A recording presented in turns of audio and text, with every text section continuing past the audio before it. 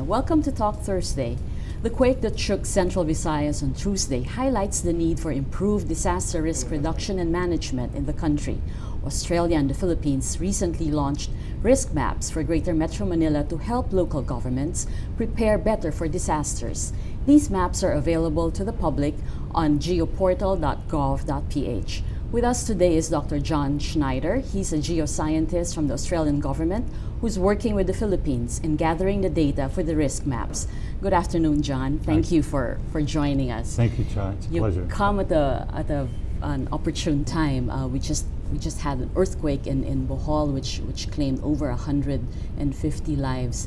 Tell us a little more about this project that you're involved in. I think you call it the Greater Metro Manila Area Risk Analysis Project. That's a mouthful. It's a big mouthful. Yeah. But we think it's also a very important project, and it is the result of a very extensive and extremely cooperative and collaborative relationship that the Australian government has developed with the Philippine government and the technical agencies that support and manage natural hazard risk in the Philippines. How long have you been involved in the project? Well, the project formally started 3 years ago, but we began our work in the Philippines with Philippine government about 6 years ago. Oh, 6 years. When we did the first study that we did was looking at earthquake and typhoon wind risk, and we did a very detailed study on earthquakes in Iloilo City, and that was leveraging off of the knowledge base that the community had about the earthquake that had occurred near there in the 1940s, I believe it was. But we began working with, first and foremost, with PHIVOLCS, the Philippine Volcanological and Seismological Agency, and also with PAGASA, the Meteorological Agency. Right.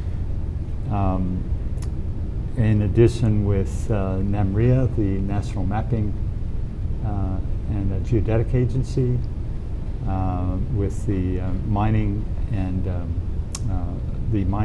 Geosciences Bureau, MGB, and they also do geological mapping and look at other hazards. And of course the Office of Civilian Defense, who has been overseeing and coordinating a lot of the work. The Philippines seems to be a perfect laboratory. We've been experiencing disasters, all sorts of disasters, from earthquakes to floods to typhoons. What have been your findings so far? Did you look at specific disasters only, or and in what year did you start your studies?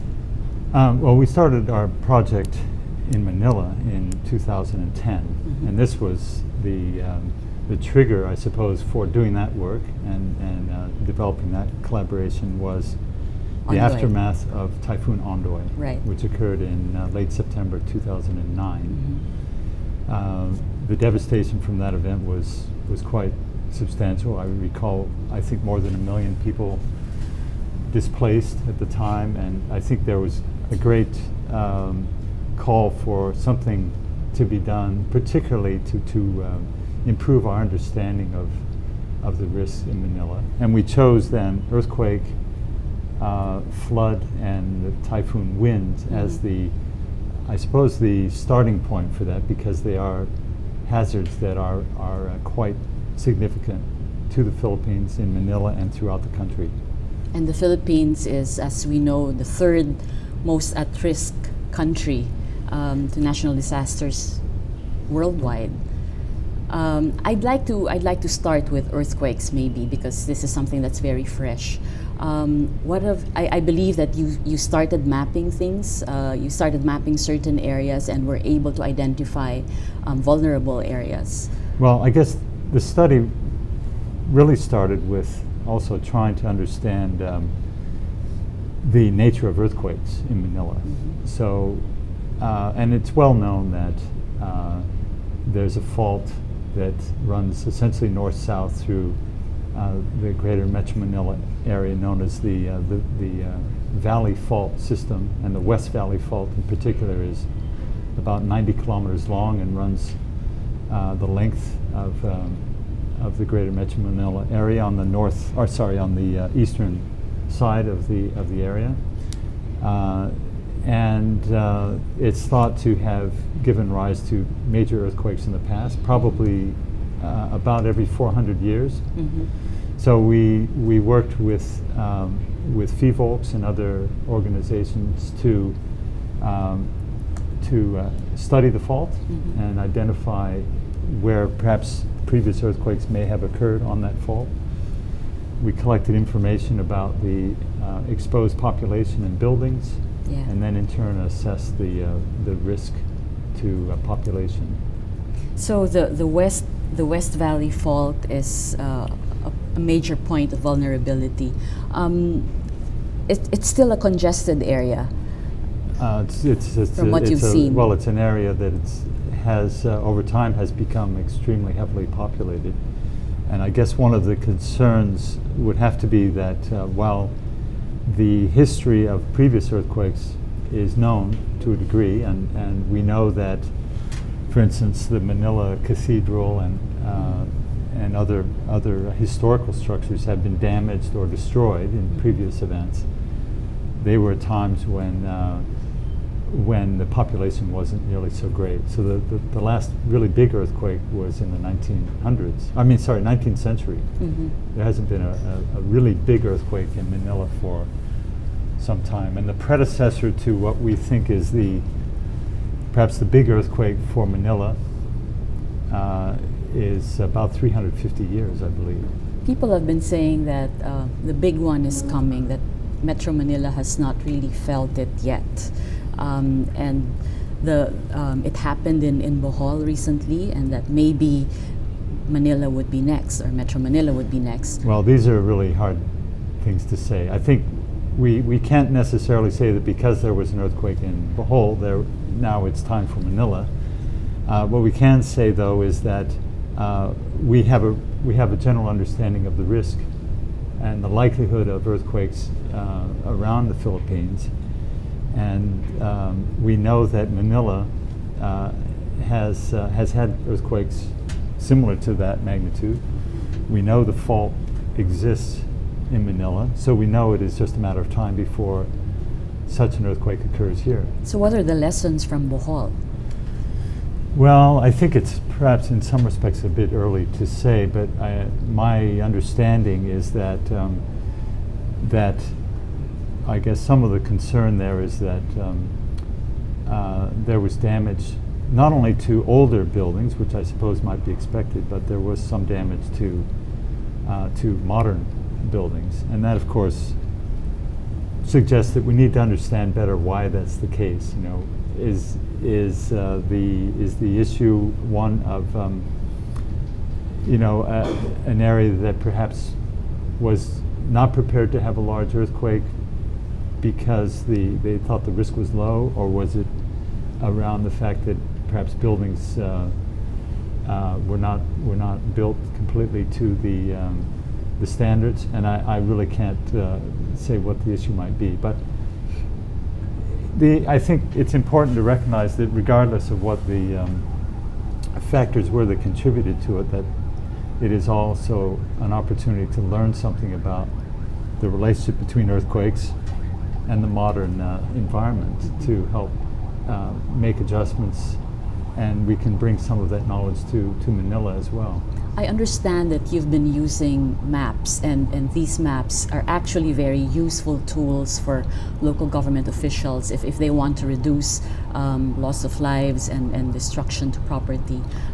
How exactly were you able to do this? I was told that you used LiDAR technology. What is that? Well, the LiDAR technology provides one of the information layers that we use. So the LiDAR technology is like a very detailed photograph, which also it's essentially a three-dimensional photograph at very, very high resolution of the entire Metro Manila area. Mm-hmm. And that was collected for two reasons. One was to be able to map where the the density of population in particular buildings, to get an estimate of what the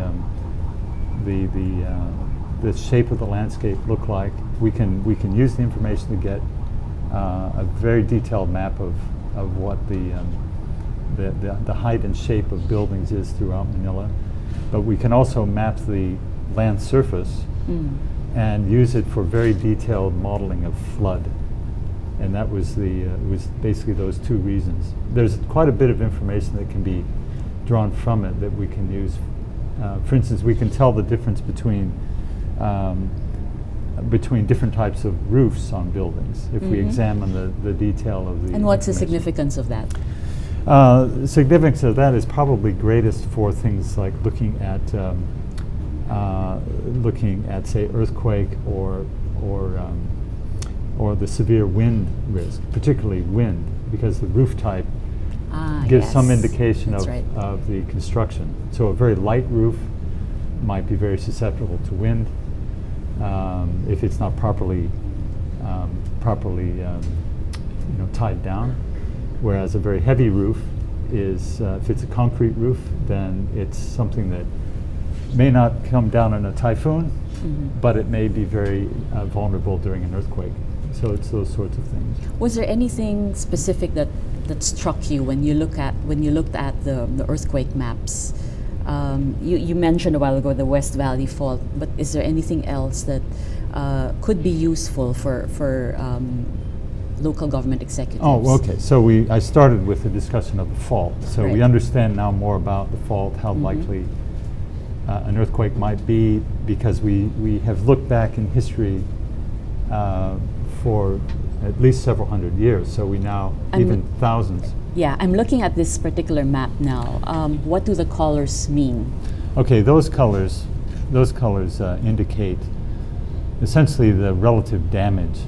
And this is presented in terms of floor area per square kilometer. So it's just a way of saying proportional damage relative to the total buildings that exist. So, but I think we can really focus on the relative change in colors. When we look at, the measure there is complete collapse damage. So it's looking at a proportion of buildings that would collapse in an earthquake.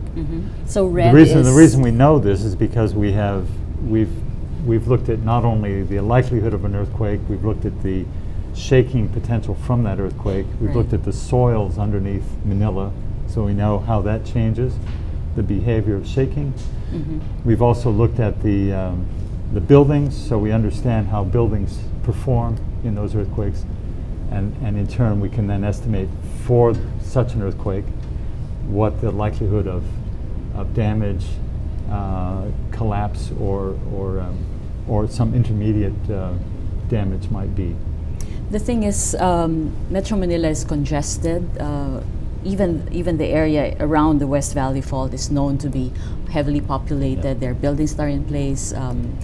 Houses, residential areas, it's really a mix, and it's very, very difficult to move people out, get them out and clear the area.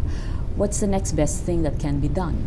Well, I'm glad you put it that way, because you're right. The issue of moving people away from harm's way, I think we've learned to do that much better in a warrant where we can provide warning. So in a flood, this becomes more possible. Of course, it's not possible to move people, everyone out of harm's way. For earthquakes, that's simply not a reality.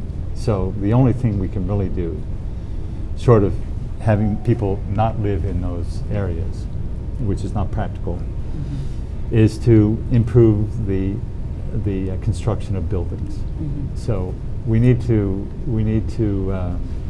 In many cases, it's very simple things. In terms of making sure that we build buildings that have proper reinforcement if they're made of concrete or masonry. If they're made of wood frame, then they're generally less vulnerable, but we in turn need to make sure that they're properly founded on their footings, so that we don't get extreme damage. But So you're saying that if we look at Bohol's experience, for example, there were a lot of old churches that were damaged, and here in Metro Manila, there are also existing old churches that date back several years. So you're saying that these churches should probably be reinforced, tall buildings should be inspected? And the issue there becomes one of, in some respects, it's what the community values as, say, the historical value of those buildings. Sometimes the decision would be because it can be very expensive to do what we call retrofit a building, to take an existing structure and make it earthquake proof. In some cases, if it's a simple structure, it might be simple things we can do to reinforce. The main thing is to make sure that we don't have walls collapsing or we don't have roofs falling. Some of the older important structures were made of brick or adobe and undoubtedly not reinforced. They didn't have steel in the 16th century, at least not for building. They didn't have steel for those purposes. So certainly those could be repaired if they are viewed to be of sufficient historical and community value. But one always has to weigh up the risk against the cost. Right. And that's a community decision. And if you have limited resources, then options are also quite limited. Yeah, so there are plenty of places where those things are done, but I think the important thing is to recognize the risk and the decisions that are made about making changes or improving buildings is done in consultation with the community so that they are aware about the decision making. How about floods? I understand you also have maps of vulnerable areas in relation to floods. Yes. What are your major findings? Well, the findings, I guess, to a large extent, would be to say that the analysis we've done confirms that future floods will follow a pattern much like what occurred in Typhoon Ondoy in 2009. Our analysis suggests that flood represents approximately a 1 in 50 to 1 in 100 year flood. And that's based on, I guess, looking at, if we look at the different scenarios for flooding events, different amounts of rainfall, and consider in a computer model all of the ways that Manila can be flooded, because that's basically what we're doing. We're playing games on computers to try to, I suppose, improve our knowledge base by looking at scenarios. So you simulate. You simulate things on a computer.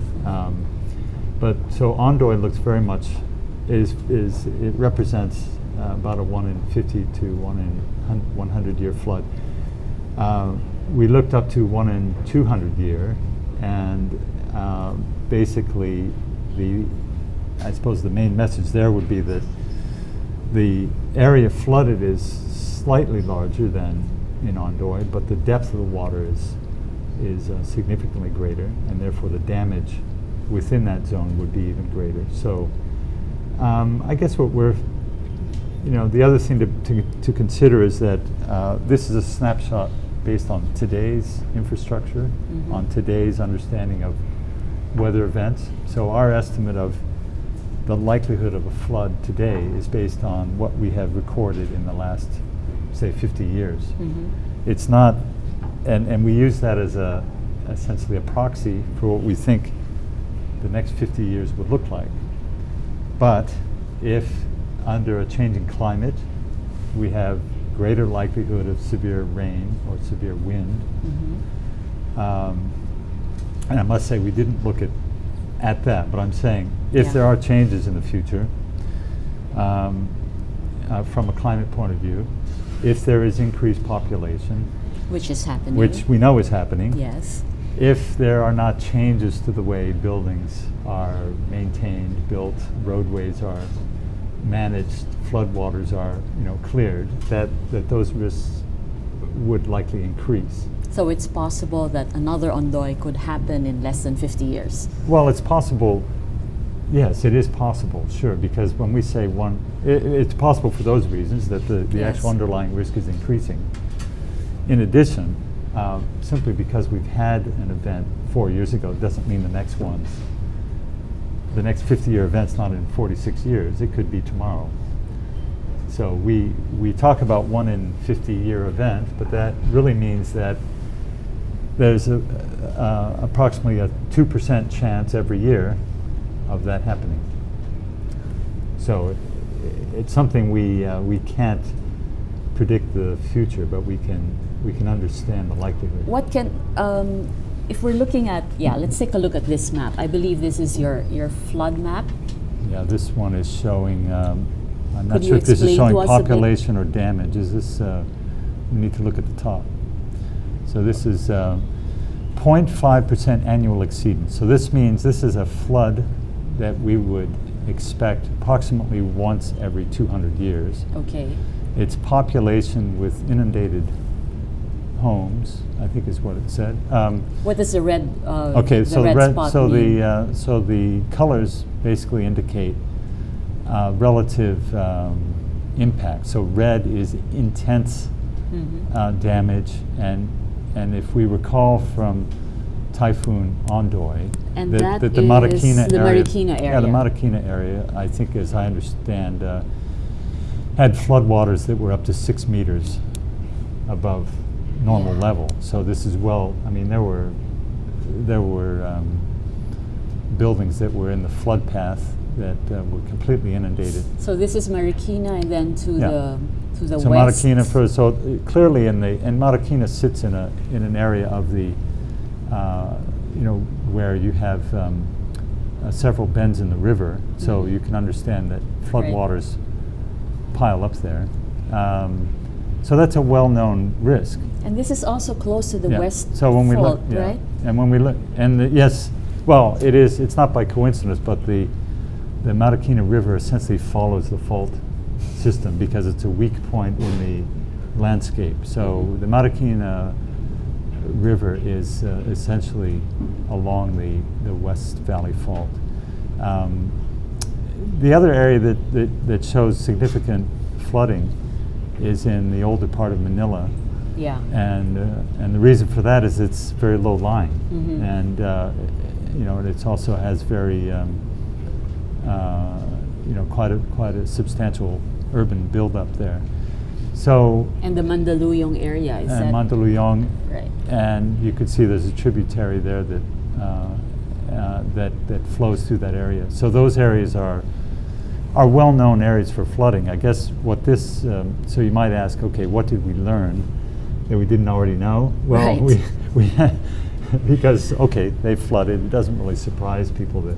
Have the local governments in these So- areas been working with you? Well, I was just going to say though, Yeah. to partially answer my question. What we now know is that we have a sense for what could be worse, what the likelihood of these things might be, and we also have the underlying data about the vulnerabilities, so that we can actually very directly target areas or work with local governments for them, I should say, to start looking at their buildings and infrastructure. So those red spots would be the areas where, from a risk point of view, you would say, perhaps those are the areas we need to start Focus doing on. a bit more work. Yeah. And together, obviously, the local governments will be keen to be looking at those areas. And have the mayors been actively, have they been more proactive?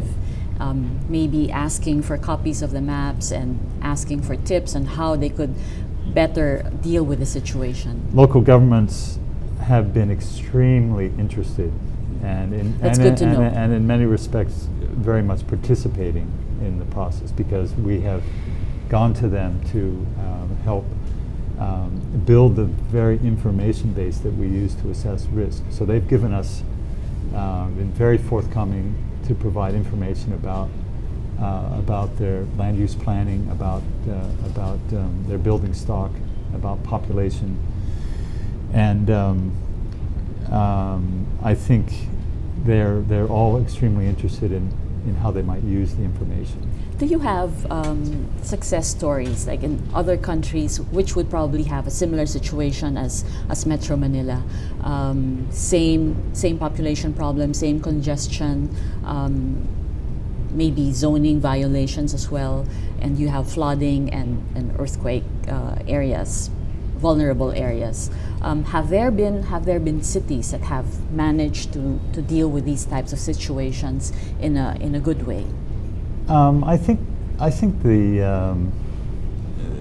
it's still a process. You know, we're working very closely, perhaps not as closely so far with governments of Indonesia. In Jakarta, for instance, we've been looking at flood risk together with Indonesian government agencies and local government, and they've also been very interested in how they can use information, how they can develop information as well about their exposure and risk. We've worked quite a bit we've been working in Australia, of course, Mm-hmm. on a number of what we call city projects that have been done over time. We've done tsunami risk studies and helped develop evacuation plans Mm-hmm. for those. We've worked in Papua New Guinea on volcanoes and help with understanding volcanic eruption risk. So I would say there are a number of areas where things are underway, but I can't say that we could claim complete success yet. Mm-hmm. That said, though, there are a number of cities worldwide where similar studies are being done and where the process is well developed. Places like Quito for earthquake and Istanbul are starting to really use risk information very effectively in developing planning. The great thing about these maps is they're very visual, so you know which areas are vulnerable just by looking at them. I just wanted to pull up again the earthquake map. Could you explain to us just a bit what the orange and the violet colors mean? You have a color coding system, I guess. We'd have to go down to the legend so I'd know exactly what the ranking means. So it's in terms of the proportion of collapsed. So it's in relation to 10,000 square meters as the basis, and you have 7 to 9. I guess it's 7. I'm actually not sure what that index is. Whether it's actually 7 to 9. So the square damage meters would be higher. Yeah. So the higher color in any case means that there's more damage. Yeah. And recognize that that's complete collapse. It's not just damage. It's actually It's complete collapse. complete collapse is what those ratios indicate. And complete collapse we would normally associate with complete fatalities if people are occupying them. So it's actually the way we make estimates of fatalities is to take the information about building damage, the likelihood of people being in those buildings, and then essentially make an estimate of the proportion of deaths relative to or injuries as a function of how much damage. So complete collapse would be complete fatalities. I'm seeing complete collapse in Manila, a bit of Well, it's a proportion Pasay. of a proportion. It's a Close to Manila Bay. Yeah, you would have complete collapse in some of those areas, and in fact, it should be pointed out that the yellow zone doesn't mean no damage. It means that it's probably lesser damage, but widely distributed. So you could still have significant damage to some So buildings. if I were, but Manila is yeah. underlain by very soft soils. Yes. It is. It also has a lot of older, more vulnerable structures, and fairly dense population. So those are basically and then along the fault itself, we're looking at to the east is where you would have the strongest shaking. So it's basically those two areas that become the areas where we would have the most concerns. So if I were a resident of Manila, I'd probably have to go to the mayor and say, you better start doing something about this because we have a serious problem. Well, yes, and I think we need, while this points to areas that are at high risk, it's important also to recognize it doesn't mean that every building is at risk. And we're not talking about necessarily total destruction. We're talking about significant Risk. And yes, so I mean the point being that we need to be extremely we need to use this to say, yes, we've got significant risk, everybody needs to be aware of it, local governments need to do something, and we can use this information to be smart about what we do. It's not just crying, danger, danger, danger. We're actually saying these are very specific areas where we can do something smart and cost effective. So essentially, if I were just to go back to that map, yellow is low complete damage, orange is medium complete collapse damage, pink or violet is high complete damage, and red is very high complete collapse damage. So this map should really be and it's given and in studied. it's given in somewhat qualitative terms because it is difficult to be precise, but it is based on a model which provides very detailed information. We also made estimates of the economic loss or cost to repair or replace those buildings. So behind the information on damage is actually information about the value of all of these buildings. So when you combine those two, you actually have an ability to understand the economic implications of a disaster, and in turn, the relative importance or merit of spending money ahead. We don't know when, but we can use the understanding of probability and risk and impact together with the understanding of cost to make those decisions. How about typhoons, John? What are your findings? You looked at wind essentially, right? Wind from we didn't, tropical cyclones. Well, yes, and the flood. I will say the flooding work was of course including flooding from typhoons, but but not necessarily. We didn't look at the two necessarily together. Okay, but the typhoon winds. I was looking at the historical data of the last, essentially last 40 or 50 years, understanding where typhoons have tracked in the past, understanding the size of those typhoons, their category. There's the peak winds and what we also call the radius to maximum wind, which is basically the width of the storm. So it has a path, it has a width, it also has a velocity, so we know a lot about the characteristics of past storms. So then we can simulate the process of future storms from that. That gives us an idea then of at every location on the map, the likelihood and associated wind speed and direction for the next 10,000 years. That's basically what we simulate in the computer. So we then, every point then allows us, at every point we can make an estimate of the likelihood and the associated wind speed. And you look at the quality of the roofs, the roofing then material. we take that information, combine it with the information on the buildings, right, and make much as with earthquake, we have a system of building categories.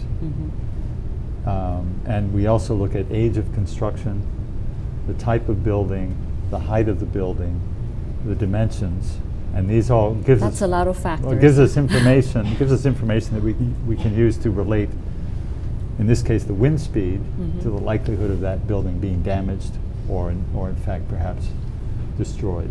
How long does it take to put all of these together, all these information together?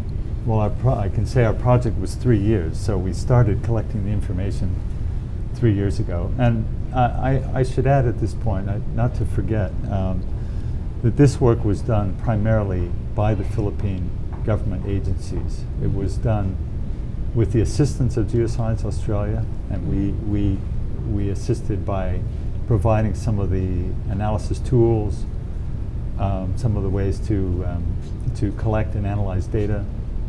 We assisted with, I suppose, providing funding that made it possible to do workshops and experts on these various elements of the analysis. So, but the actual analysis was done by the Philippine government agencies, and it was very much about working to a goal whereby the Philippine government and the communities would have a better understanding and a better capacity to address their risks. I suppose with climate change, geoscientists have their hands full these days. There's a lot of partnerships going on as well. Oh, it's very much a global landscape. Geoscience Australia is involved in work in partnership with, as I mentioned, the government of Indonesia, with Papua New Guinea, with a number of Pacific Island countries. We also do work with the UN on global risk, looking at earthquake, looking at volcanic eruptions, and also tsunamis. I would like to also mention another program that we think is very important. It's one called the Global Earthquake Model. And this is a very big project involving countries around the world and the private sector. It involves insurance companies, and so public and private working together to try to build information about earthquake risk. So there's very, very many programs that are ongoing and developing at many scales, so local to regional to global, all of which contribute to our improving our knowledge base. Perhaps we could take a look at the typhoon maps that you also prepared and put together. If we look at the screen and look at the map, let me see. This is now the wind map. What do the colors mean? Green is 0.5 physical damage. What do the other colors indicate? Yeah, we'd have to look at the legend because I don't have that on. Yellow green, I believe, is. Yeah. So we're looking at again, it's in terms of proportional damage and using using floor area as a normalizing factor. So we're looking at in the red it says greater than 2.5 hectares of damage so per it's a wider square area. kilometer. A hectare is you've got 2.5 hectares per square kilometer. So greater than 2.5 is total damage. You can't get any bigger than that. So we're looking at significant floor area damage from these flooding events. Red is essentially total damage. Red is 2.5. Yeah, if I've read that correctly, greater than 2.5 hectares per square kilometer. And then violet is 2. No, I'm sorry. I got 2.5? that wrong. A square kilometer is 100 hectares, not one. Yes, 100 hectares. So greater than 2.5 hectares per square kilometers is greater than 2.5% damage. But that's a significant damage. So but that's total damage. In those red areas, we'd be looking at almost everything being wet to some degree. And then brown is 1.5 no, I to suppose 2? purple is the next category, brown is the next, and so forth. I think it's important, though, not to focus too much on the absolute numbers, Yeah. but to actually think about these in terms of the relative damage potential. So we would be saying, there's a lot of uncertainty around what the exact damage might be, but we know that the areas that are in red are probably more likely to be damaged than the areas in say, purple, and in turn in brown. And we would argue that more analysis needs to be done to really refine, particularly if one were going to undertake a very expensive project and say, for instance, relocate people or build completely rebuild an environment, you would want to look more closely. So this is a broad study for the greater Metro Manila area. It's the best information that's available, but it is not perfect information. Do you think yeah. what we have here calls for drastic measures, that people, communities should really act, local government officials should get their act together and address these problems? Because it's like we've been complacent and we wait for the next big storm or the next earthquake before people mobilize and do something. Well, I think in a way it's not my place to say what people should do, but I think what we are here to do is help an understanding of the risk. We've defined some areas, helped identify some areas that are at significant risk. We know that the Philippines is, as you pointed out yourself, is I suppose statistically ranked as number 3 in the world.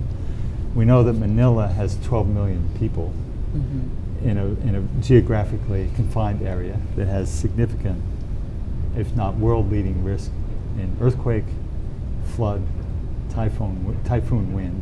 It also has potentially tsunamis, landslides, fires following earthquakes. We haven't actually covered everything, but so let's not forget volcanoes. Volcanoes are in the mix. So it is. We haven't even gone there. Yeah, it is an area that